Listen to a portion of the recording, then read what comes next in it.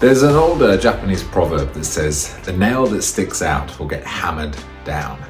Now this week's Learn From Anywhere, this nail is certainly standing proud and extremely tall, refusing to be hammered down. We're talking about Everest, we're talking about one of the most inspirational stories, one of the most courageous stories, and it might not be what do you think. Here's this week's Learn From Anywhere.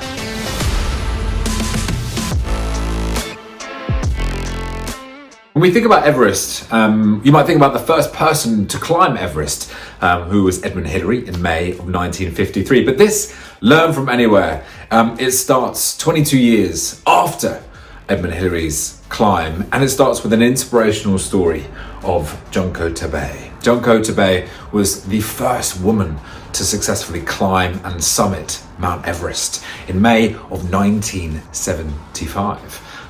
She was an inspiration to women and women climbers right up until her passing in 2016. And if we just talk about Japan, where she was born in Fukushima in 1938, at the time in the 70s, women were asked to do their duty, to stay at home, look after the children, and don't think about such things like climbing. But Tabei wanted to climb. It was her passion.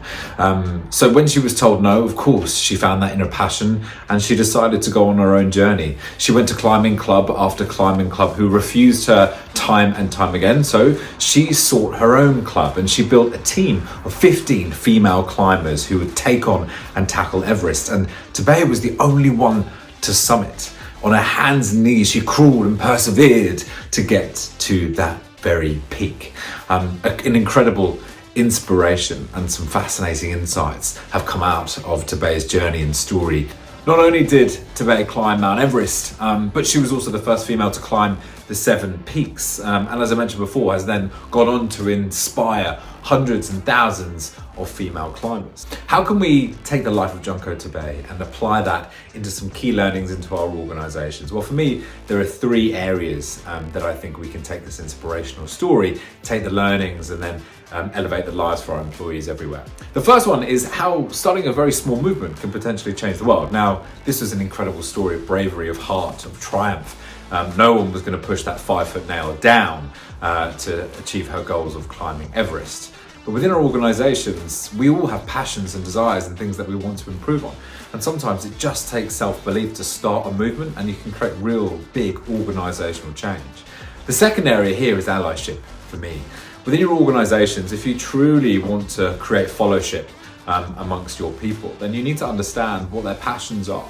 As leaders, we've got to understand and how do we ally people in the things they love to do outside of the world of work. If you can get truly under the skin of the human beings that exist within your organization, ally them, understand what movements, what change they want to see enact in the world and support them on that journey, all of a sudden you become more than an employer, you're an advocate, you're an ally, and you're enriching their life beyond work. Finally, it turns out change is very, very possible when it just starts with that drumbeat, right?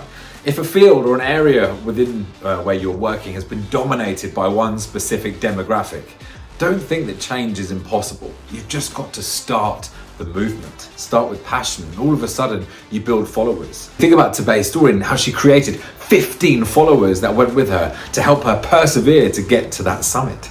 That was incredible. Junko Tabei, researcher, an amazing story. Info and additional resources I'll place in the comments. And that was Learn From Anywhere this week.